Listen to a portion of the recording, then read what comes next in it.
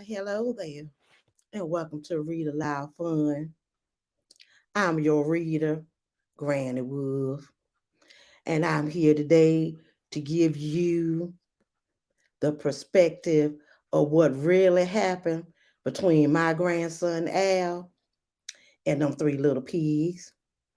Now, Al, unfortunately, is in piggy prison, so he can't be here to read his book.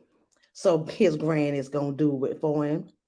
This is going to be the true story of the three little pigs. And so you going to see as we get ready to begin down at the bottom of that there screen there, some questions and some things to really make you think about who was really telling the truth, whether it was them their pigs or whether it was my grandbaby.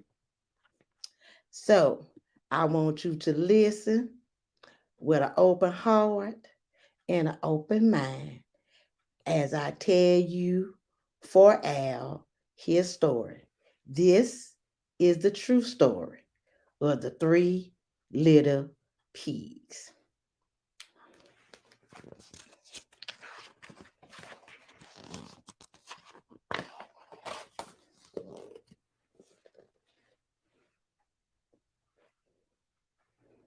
Everybody knows the story of the three little pigs, or at least they think they do.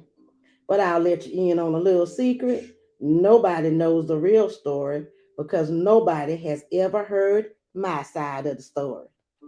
They wouldn't listen to my askings. That's why he had to write this here book.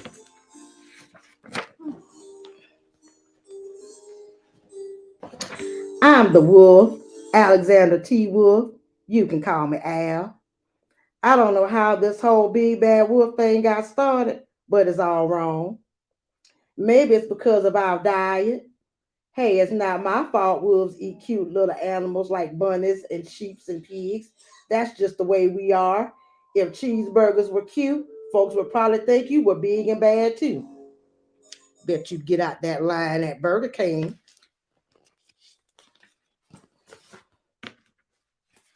I'm just saying. But like I was saying, the whole big bad wolf thing is all wrong. The real story is about a sneeze in a cup of sugar. This is the real story. Facts from my grandson.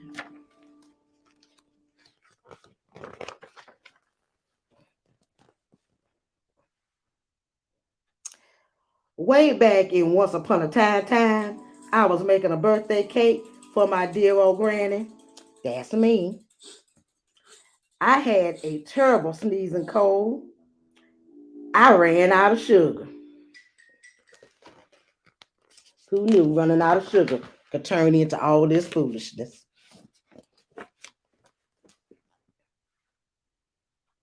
So I walked down the street to ask my neighbor for a cup of sugar. Now, this neighbor was a pig, and he wasn't too bright either. He had built his whole house of straw. Can you believe it?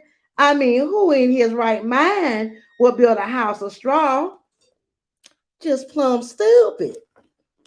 Nobody does that. Nobody in their right mind builds a house out of straw. So, of course, the minute I knocked on the door, it fell right in. I didn't want to just walk into somebody else's house. He knows better. So I called, little pig, are you in? No answer. I was just about to go home without the cup of sugar for my dear old granny's birthday cake. That's when my nose started to itch. I felt a sneeze coming on. Well, I huffed and I snuffed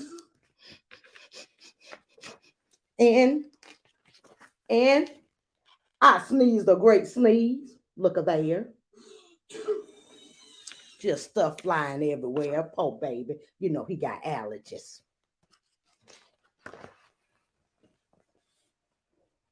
And you know what? That whole darn straw house fell down, and right in the middle of the pile of straw was the first little pig, dead as a doornail. He had been home the whole time. It seemed like a shame to leave a perfectly good ham dinner lying there in the straw, so I ate it up.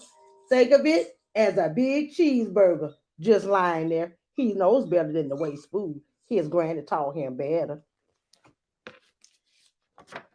Too many starving people in this world.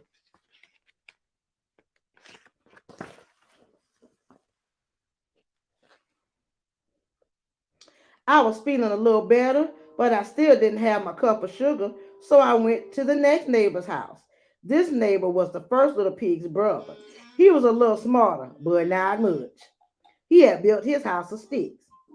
I rang the bell on the stick house. Nobody answered. I called Mr. Pig. Mr. Pig, are you in? He yelled back, go away, Wolf. You can't come in. I'm shaving the hairs on my chin. Just rude, and who cares about them old hairs on his chin. Too much information.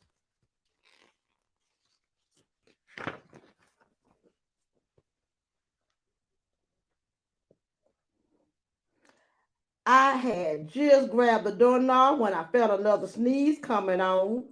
I huffed and I snuffed and I tried to cover my mouth, but I sneezed a great sneeze.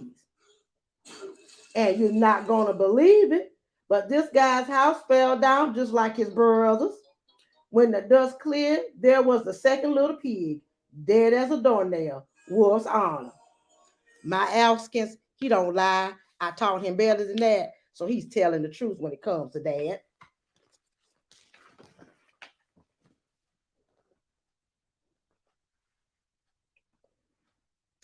Now you know food will spoil if you just leave it out in the open. So I did the only thing there was to do. I had dinner again. Think of it as a second helping. I was getting awfully full, but my cold was feeling a little better. And I still didn't have that cup of sugar for my dear old granny's birthday cake. So I went to the next house. This guy was the first and second little pig's brother. He must have been the brains of the family. He built his house of bricks. Look at that house right there. I knocked on the brick house. No answer. I called. Mr. Pig. Mr. Pig, are you in? And do you know what that rude little porker answered? Get out of here, Wolf. Don't bother me again. The nerve. No manners. Just no manners.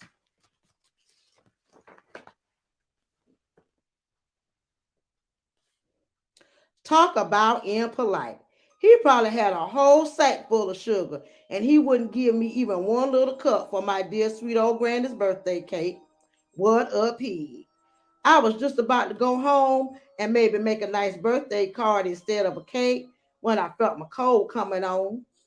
I huffed and I snuffed and I sneezed once again. Then the third little pill yelled, and your old granny can sit on a pen. Now you know, and I know. Cheers don't like when you talk about their mamas and their grandmamas. He knew them was gonna be fighting words. Look at my Alskins.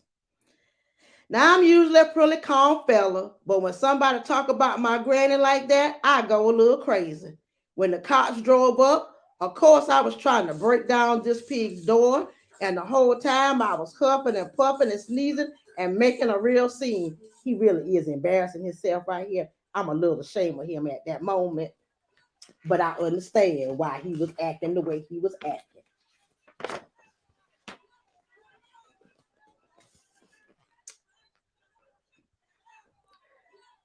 The rest, as they say, is history.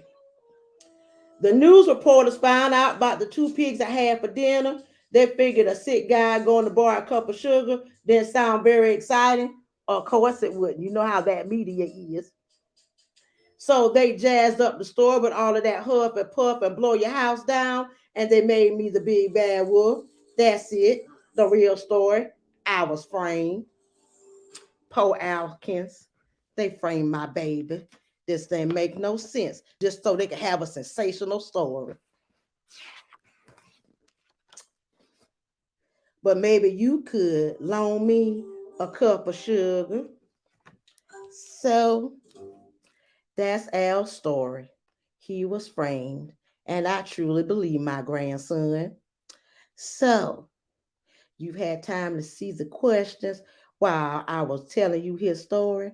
And I hope that you can see it from his point of view. I don't know who you believe, but I want you to think carefully. And remember, open mind, open heart. You decide who you believe, them pigs or my Al. And until next time, we will see you on Read Aloud Fun. Bye bye for now. Y'all have a good evening. You hear?